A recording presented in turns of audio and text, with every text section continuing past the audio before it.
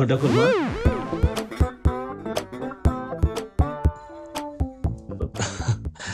আমরা আসলে কখনো কোনো মেয়েকে কপালে 2 টিপ পড়তে দেখিনি।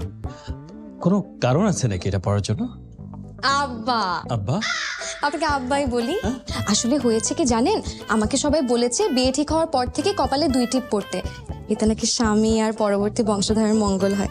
এখন আপনার নাতি নাতিরা ভালো থাকবে, এটা আপনি চান না আব্বা? না, ঠিক আছে তোমার কথা, বাট আমি ডিউকের ভাই আর আমার ওয়াইফ। নীলা, কি চাতা বলছিস? অব হতে যাবে কেন? তো পাত্রের বড় ভাই।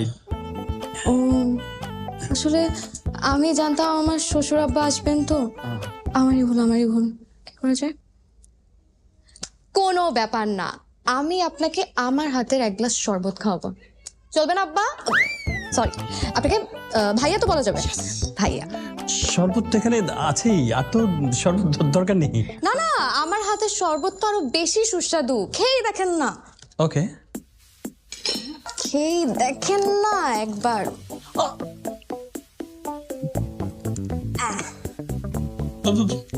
চিনি বেশি খান? চিনি না? একটু মিষ্টি দিন। অনেক বেশি সুস্বাদু হবে তাহলে। অ্যাকচুয়ালি আজকে সকাল থেকে আমার ডায়াবেটিক, না খাই। আরে নিন না ভাইয়া, আপনাকে 1 গ্লাস দিব? আপনাকে 1 গ্লাস দে? নীলা, বসে থাকবেন কেন? আপনাকে 1 গ্লাস দে, খেয়ে দেখেন না কি যে মজা। ওরও ডায়াবেটিক। হ্যাঁ, খাবেন না? থাক। চলো।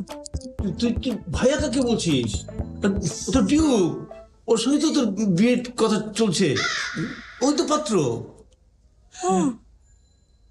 আমি তো ভেবেছিলাম পাত্র পরে আসবে, পাত্র চলে